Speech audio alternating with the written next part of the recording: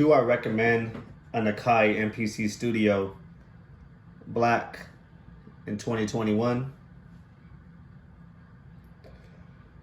Honestly, yes, I do. You know, the MPC Studio, when it first came out, I didn't really care for it too much. It was something about the Q-links. They just looked a little weird. They looked like little saucers. Cool concept. It looked like they grabbed an MPC 2000 XL and kind of digitized it, made it into a controller, and it was a cool little idea. But I wasn't really too much of a fan of it. I think it looked really kind of corny and kind of cheap, especially at the time I owned an MPC 2500. The last thing on my mind I was thinking was, let's go ahead and go buy an MPC Studio and replace my hardware unit. But they came out with this version, which is the MPC Studio Black. Came out with much better Q-links, which are actually very, very nice. They actually feel great. Better everything, black unit, black pads, everything is pretty much great on it. You're gonna get the same screen, but it actually looks a little bit better with the contrast of the black because, the blue and everything as it stands out. How do the pads feel on this one? I think the pads feel a whole lot better on the MPC Black than they do on the actual MPC Studios, the original. They just feel a little bit better. They're a little bit more, popping out of the case a little bit better, and they don't just feel like they're sunken in and you're just hitting nothing but plastic or metal when you're producing the beat. Now, why do I recommend this in 2021? Sorry for the shakiness, guys. I'm still learning this YouTube stuff, but you're able to connect to the MPC software, which pretty much gives you all the accessibility that you're pretty much looking for. So, those MPC X, the Live, the MPC One, they're all running off of pretty much this, which is pretty much the MPC 2.9 software. And with the MPC Black, it's actually included, which is a pretty crazy value. You're able to pick these guys up for anywhere between 150 to 200 bucks. You get a killer program with it. Akai is a little bit different. They're not like Native Instruments at all. Native Instruments, they are the type of company that they will lock your software down. Akai doesn't really care. They just want to get you involved in the MPC ecosystem. They even give out this program for free. It has everything that you see here, but you're just limited to 8 tracks. Akai does not really care too much. They're not in the game to sell software. Although they do make money on it, it's not their bread and butter. They're in the game of selling, controllers with the One and the X and the Renaissance and everything that comes with it. So why do I recommend this guy in 2021?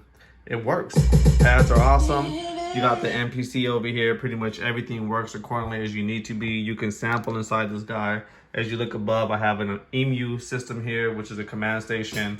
I just have a bunch of stuff in here, like, the MoFat modules and a bunch of dance sounds. So, I could come in here and, kind of just rip out, sounds as I want to, playing back on the MPC and actually, compose my music on the MPC, ripping sounds wherever I want. That's the beauty of a sampler. So, I definitely recommend, the MPC Studio. It's great for what you're getting. I actually love the fact that it's only USB. I know a lot of people don't like the fact that it doesn't have any kind of outputs, no MIDI, no anything at all, which is fine. You do have MIDI out, don't get me wrong. It comes in the form of a small little dongle, but you don't actually necessarily have the MIDI outputs like you would on a big unit like this. But still, I like the fact that it pretty much just connects to a USB cable. This is the perfect travel unit. They do come with sleeves that they pretty much, you can slip this into your bag and you're rocking and rolling. And to be honest with you, it isn't really about the gear. You can buy an MPC X, you can spend $1,500 for one of those. You can buy the MPC Live used, for 800 bucks on eBay. And I'll be honest with you, it isn't going to make your beats any much better. At the end of the day, it's all running off of this, what you see here, which is the Akai software. They're all just pretty much controllers. At the end of the day, Akai figured out, the cheat code of pretty much how do we create one software that works inside of computers as well as works inside of machines. So it doesn't matter what you want to call the MPC X and the Live and the One. At the end of the day, they're just little computers with the little software in it. There's nothing like the original MPCs. The MPC Studio, what makes it, clean in my opinion, is it actually comes with the original LCD screen. And you got to understand, coming from an MPC 1000, Remember, when we bought that back in 2004, we were rocking that green screen, man. It looked like we were playing some old school 80s arcade game or something like that. But we made that green screen work for us and we killed shit. The 2500 came out. We bought that. We spent our $2,200 on that MPC 2500 and it had the ugliest goddamn screen on it. This MPC Studio comes with the screen that kind of looks like the MPC 3000 did back in the old days, you know? So that's what makes it so clean, you know, very sought after. In fact, one of the reasons why the MPC 3000 was such badass is that it just looks so good to be able to work on with this kind of a LED screen, LCD screen, instead of the, you know, ugly green, you know, that was in the older MPC, other MPCs, I should say. Sorry. But anyways, yeah, do I recommend this guy here? Absolutely. Pick it up.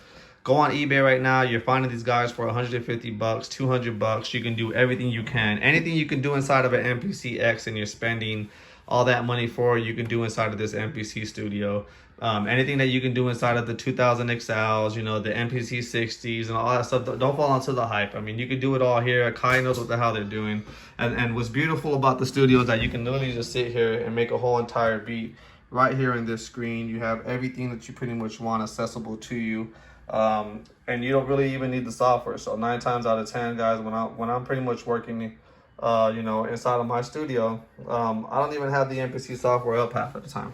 Half of the time over here inside of, you know, my Mac over here, I'm running some kind of maybe a VST, maybe I'm running, you know, YouTube and I'm sampling directly inside of the MPC and just working that way. And I'm just focused here on this screen.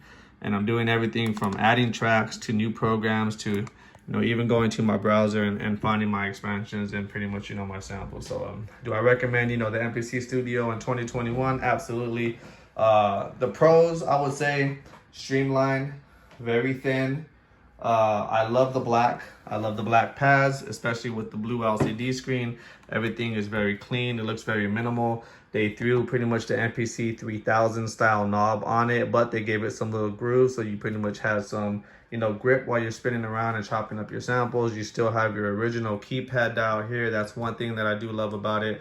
Something that I don't like about the MPC Live, the MPC Touch, and the MPC One is that they got away with this cursor here, and I'm not sure exactly why. It's the most valuable part of working with the MPC.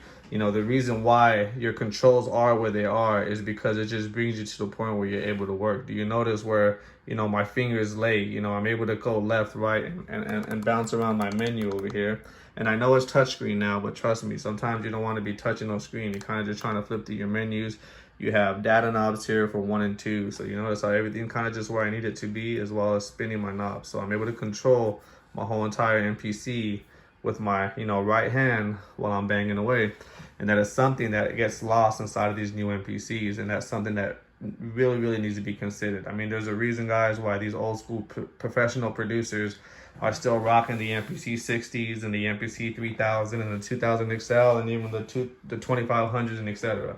You know, you do see some of them rocking the new tours, but those are just gearheads. Those are just techie dudes. They love buying new gear and new equipment, and half of the time they're being given to them. Ski Beats and all these dudes out there. I mean, they're running to them, giving them these free, you know, machines. All they got to do is just make a beat with it, shoot a couple of videos, and, you know, they get a free product out of it. You know, so, you know, don't fall into, you know, the hype that's out there. But, yeah, that's going to wrap it up here. You know, thanks for spending time with me here. My name's, you know, MG the producer.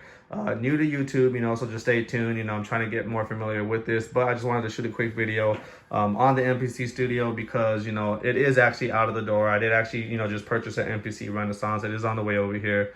So I just wanted to get a video out of the way with the MPC Studio before it does leave the studio. I might keep it. I'm not exactly sure. But I do actually kind of want to get involved with the newer MPC workflow, so it actually might get replaced with the MPC Touch for the portability aspect. And then the MPC Renaissance will stay here inside of the house in the studio.